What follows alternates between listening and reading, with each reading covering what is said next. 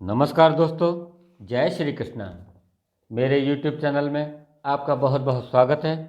आज के इस वीडियो में हम आपको पूर्णमासी के व्रत की कथा सुना रहे हैं।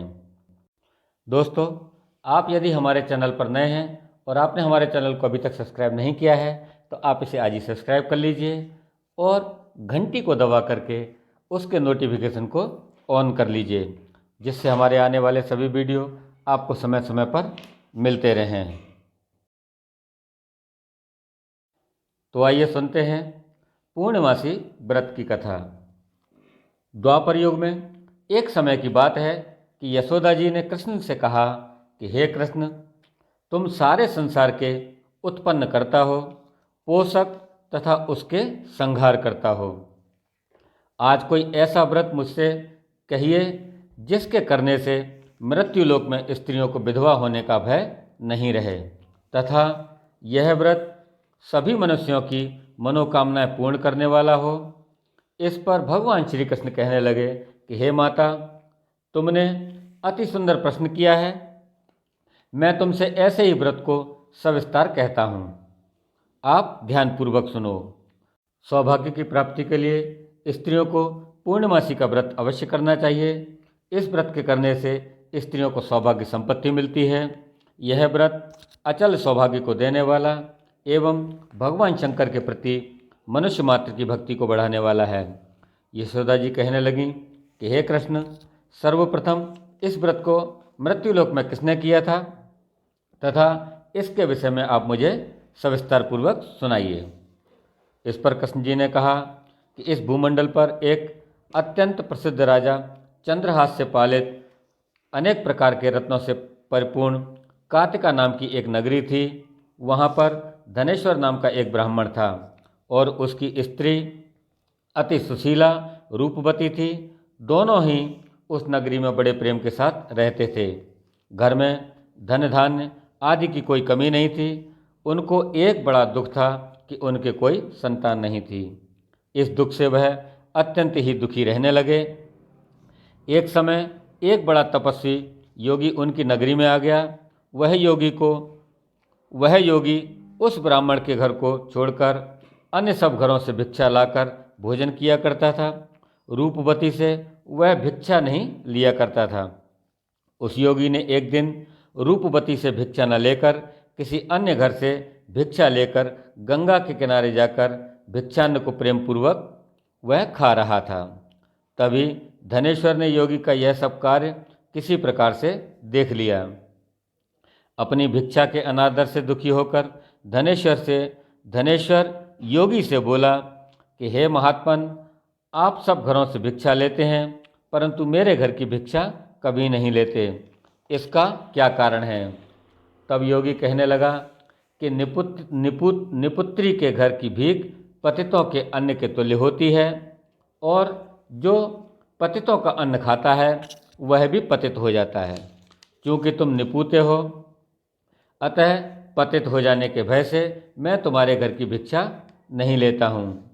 धनेश्वर यह बात सुनकर अपने मन ही मन में बहुत दुखी हुआ और हाथ जोड़कर योगी के पैरों में गिर पड़ा तथा अंतर्भाव से कहने लगा कि हे महाराज, यदि ऐसा है तो आप मुझको पुत्र प्राप्ति का कोई उपाय बतलाइए। आप तो सर्वज्ञ हैं, मुझ पर अवश्य ही कृपा करेंगे। धन की मेरे घर में कोई कमी नहीं है परंतु मैं पुत्र न होने के कारण अत्यंत दुखी हूँ। आप मेरे इस दुख का हरण करें, आप सामर्थ्यवान हैं। यह सुनकर योगी कहने लगा कि हे ब्राह्मण, तुम चंडी की आराधना करो। तब घर जाकर उसने अपनी स्त्री से यह सारा वृतांत कहा और स्वयं तप करने के निमित्त से वन को चला गया। वन में जाकर उसने चंडी की उपासना की और उपवास किया। चंडी ने 16वें दिन उसको स्वप्न में दर्शन दिया और कहा कि हे धनेश्वर, जा तेरे पुत्र होगा, परंतु वह पुत्र 16 वर्ष की आयु में ही मृत्यु को प्राप्त हो जाएगा। यदि तुम दोनों स्त्री पुरुष पूर्णमासी का व्रत विधि पूर्वक करोगे तो वह दीर्घायु हो जाएगा। जितनी तुम्हारी सामर्थ्य हो आटे के दिए बनाकर शिव जी का पूजन करना, परंतु पूर्णमासी को 32 हो जाने चाहिए। प्रातःकाल होने पर इस स्थान के समीप ही तुम्हें एक आम का वृक्ष दिखाई देगा। उस पर तुम चढ़कर एक फल तोड़कर शीघ्र ही अपने घर चले जाना। अपनी स्त्री से सब वृतांत कहना। ऋतु स्नान के पश्चात वह स्वच्छ होकर श्री शंकर जी का ध्यान करके उस फल को खा लेगी। तब शंकर भगवान की कृपा से उसको गर्भ हो जाएगा। जब वह ब्राह्मण प्रातःकाल उठा तो उसने उस स्थान के समीप ही एक आम का वृक्ष देखा, जिस पर एक अत्यंत सुंदर आम का वृक्ष आम का फल लगा हुआ था। उस ब्राह्मण ने उस आम के वृक्ष पर चढ़कर उस फल को तोड़ने का प्रयत्न किया, परंतु वृक्ष पर कई बार प्रयत्न करने पर भी वह चढ़ नहीं पाया। तब तो उस ब्राह्मण को बहुत चिंता हुई और उसने श्री विघ्न विनाशक श्री गणेश जी की वंदना की कि हे दयानिधे, हे दयाबिंदु, अपने भक्तों के विघ्नों का नाश करो। मंगल कार्य के लिए मुझे तथा दुष्टों का नाश करने वाले, रिद्धि सिद्धि के देने वाले आप मुझ पर कृपा करके मुझे इतना बल दें कि मैं अपने मनोरथ को पूर्ण कर सकूं। इस प्रकार गणेश जी की प्रार्थना करने पर उनकी कृपा से धनेश्वर वृक्ष पर चढ़ गया और उसने एक अति सुंदर आम का फल देखा। उसने सोचा कि जो वरदान से फल मिला है वह यह है, और कोई फल दिखाई नहीं देता। उस धनेश्वर ब्राह्मण ने जल्दी से उस फल को तोड़कर अपनी स्त्री को लाकर दे दिया। उसकी स्त्री ने अपने पति के कथनानुसार उस फल को खा लिया और वह उससे गर्भवती हो गई। देवी जी की असीम कृपा से उसे एक अत्यंत सुंदर पुत्र रत्न की प्राप्ति हुई, जिसका नाम उन्होंने देवीदास रखा।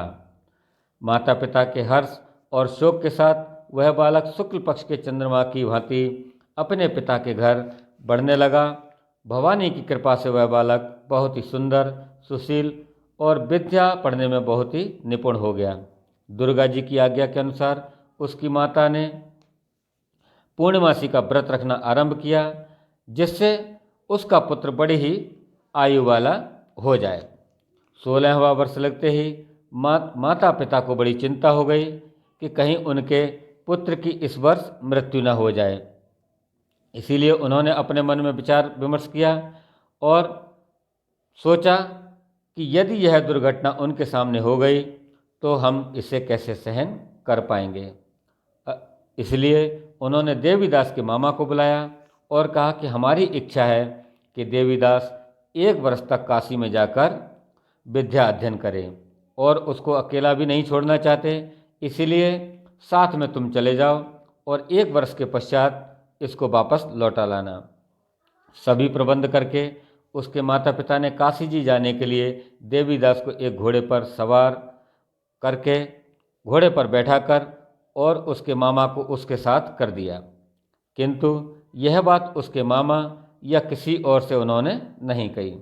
धनेश्वर ने अपनी पत्नी के सहित पुत्र की मंगल कामना के लिए उसके दीर्घायु के लिए भगवती दुर्गा की आराधना और पूर्णमासियों का व्रत करना प्रारंभ कर दिया। इस प्रकार बराबर 32 पूर्णमासी का व्रत पूरा किया। कुछ समय के पश्चात वह एक दिन दोनों मामा और भांजा मार्ग में रात्रि बिताने के लिए किसी ग्राम में ठहरे हुए थे। उस दिन उस गांव में एक ब्राह्मण की अत्यंत सुंदरी, सुशीला और विदुषी गुणवती कन्या का विवाह होने वाला था। जिस धर्मशाला के अंदर वह वर और बारात ठहरी हुई थी, उसी धर्मशाला में देवीदास और उसके मामा ठहरे हुए थे। संयोगवश कन्या को तेल आदि चढ़ाकर मंडप आदि का काम चल रहा था, तो लगन के समय वर को धनुर्वात हो गया। वर के माता पिता ने अपने कुटुंबियों से परामर्श करके निश्चय किया कि यह देवीदास मेरे पुत्र जैसा ही सुंदर है, मैं इसके साथ ही लगन करा देता हूँ और बाद में विवाह के अन्य कार्य मेरे लड़के के साथ में संपन्न हो जाएंगे।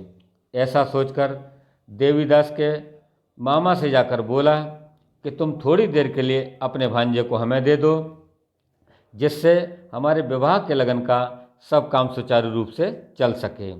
तब उसका मामा कहने लगा कि जो कुछ भी मधुपर्क आदि कन्यादान के समय वर को मिले हैं वह सब हमें दे दिए जाएं। तब मेरा भांजा इस बारात का दूल्हा बन जाएगा।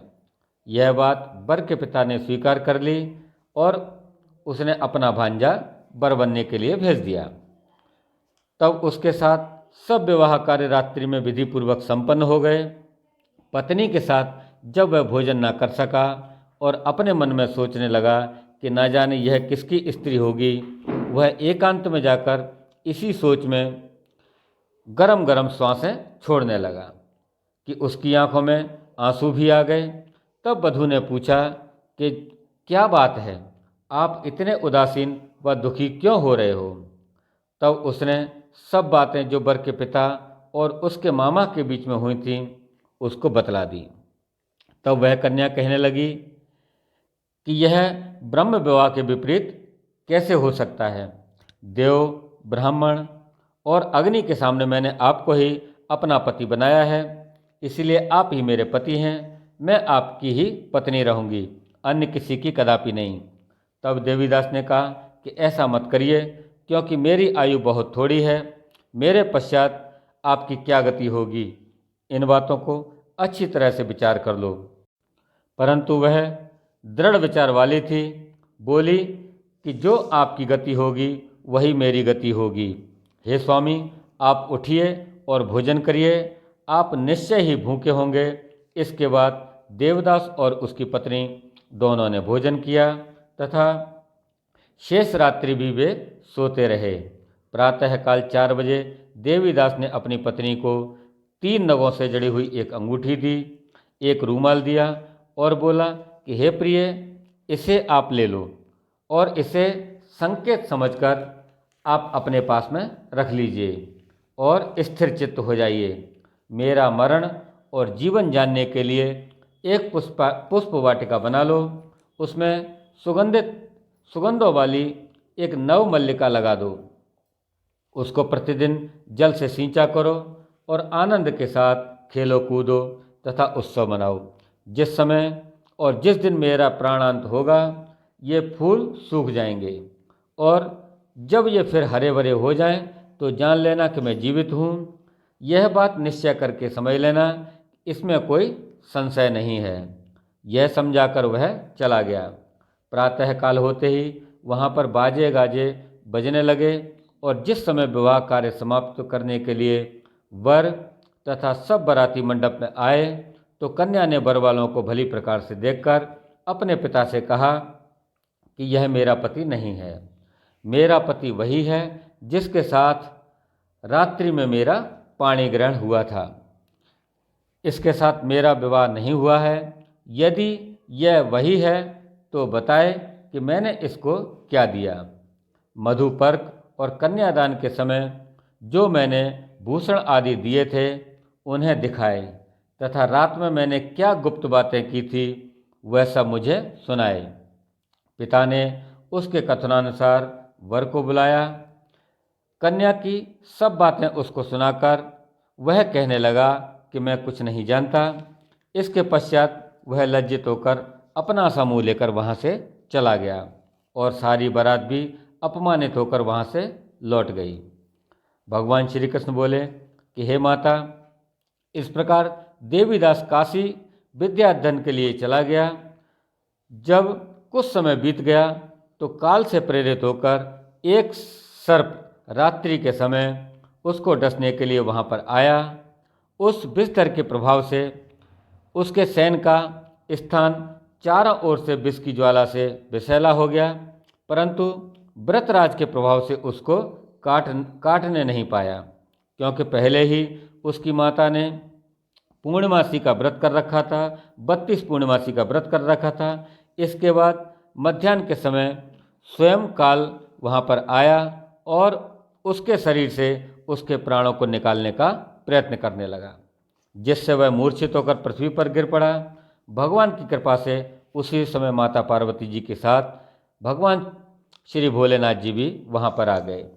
उसको मूर्छित दशा में देखकर माता पार्वती जी ने भगवान शिव से कहा कि हे प्रभु, हे महाराज, इस बालक की माता ने पहले ही 32 पूर्णमासी का व्रत किया था और सारी पूर्णमासियों का व्रत किया था, जिसके प्रभाव से हे भगवान आप इसको प्राणदान दें। भवानी के कहने पर भक्त वत्सल भगवान श्री शिव जी ने उसको प्राणदान दे दिया। इस व्रत के प्रभाव से ही काल उसको छोड़कर चला गया और वह स्वस्थ होकर बैठ गया। उधर उसकी स्त्री उसके काल की प्रतीक्षा किया करती थी। जब उसने देखा कि उस दिन पुष्प वाटिका में पत्र पुष्प कुछ भी नहीं रहे तो उसको अत्यंत आश्चर्य हुआ, और जब वह वैसे ही हरी भरी हो गई तो वह जान गई कि वह जीवित हो गए हैं। यह देखकर वह बहुत प्रसन्न मन से अपने पिता से कहने लगी कि पिताजी, मेरे पति जीवित हैं, आप उनको ढूंढिए। जब 16वां वर्ष व्यतीत हो गया तो देवदास भी अपने मामा के साथ काशी से चल दिया। इधर उसके ससुर उसको ढूंढने के लिए अपने घर से जाने ही वाले थे कि वह दोनों मामा भांजे वहां पर आ गए। उसको आया देखकर उसका ससुर बड़ी ही प्रसन्नता के साथ अपने घर में ले आया, और उस समय नगर के निवासी भी वहां पर इकट्ठे हो गए। सबने निश्चय किया कि अवश्य ही इसी बालक के साथ इस कन्या का विवाह हुआ था। उस बालक को जब कन्या ने देखा तो पहचान लिया और कहा कि यह तो वही है जो संकेत करके गया था। तदुपरांत सभी कहने लगे कि भला हुआ जो यह आ गया, और सब नगरवासियों ने आनंद मनाया। कुछ दिन के बाद देवीदास अपनी पत्नी और मामा के साथ अपने ससुर के घर से बहुत सारा धन आदि लेकर अपने घर के लिए चल दिया। जब वह अपने गांव के निकट आ गया तो कई लोगों ने उसे देखकर उसके माता पिता को पहले ही जाकर खबर दे दी कि तुम्हारा पुत्र देवीदास अपनी पत्नी और मामा के सहित आ रहा है। ऐसा समाचार सुनकर पहले तो उन्हें विश्वास ही नहीं हुआ, परंतु जब और लोगों ने भी आकर उनकी बात का समर्थन किया तो उनको बड़ा आश्चर्य हुआ। लेकिन थोड़ी देर में देवीदास ने आकर अपने माता पिता के चरणों में अपना सिर रखकर प्रणाम किया, और उसकी पत्नी ने अपने सास ससुर के चरणों का स्पर्श किया तो माता पिता ने भी अपने पुत्र और पुत्रवधू को अपने हृदय से लगा लिया, और दोनों की आंखों से प्रेमाश्रु बह चले। अपने पुत्र और पुत्रवधू के आने की खुशी में धनेश्वर ने बड़ा भारी उत्सव किया और ब्राह्मणों को बहुत सी दान दक्षिणा देकर उन्हें प्रसन्न किया। भगवान श्री कृष्ण जी कहने लगे कि इस प्रकार धनेश्वर 32 पूर्णिमाओं के व्रत के प्रभाव से पुत्रवान हो गया, और जो भी स्त्रियां इस व्रत को करती हैं वे जन्म जन्मांतरों के वैधव्य का दुख नहीं भोगती हैं और सदैव सौभाग्यवती रहती हैं। यह मेरा वचन है, इसमें कोई संदेह नहीं है। यह व्रत पुत्र पौत्रों को देने वाला तथा संपूर्ण मनोकामनाओं को पूर्ण करने वाला है, तथा पूर्णिमा के व्रत करने से व्रती की सभी इच्छाएं भगवान शिव की कृपा से पूर्ण हो जाती हैं। बोलिए श्री विष्णु भगवान की जय, बोलिए श्री कृष्ण भगवान की जय, बोलिए बाबा भोलेनाथ की जय। तो दोस्तों, यह थी पूर्णमासी व्रत की कथा। कैसी लगी आपको हमारी यह कथा? आप हमें कमेंट बॉक्स में जाकर अवश्य लिखें। साथ ही हमारे वीडियो को लाइक करें, शेयर करें और हमारे चैनल को सब्सक्राइब अवश्य करें। धन्यवाद। जय श्री कृष्ण।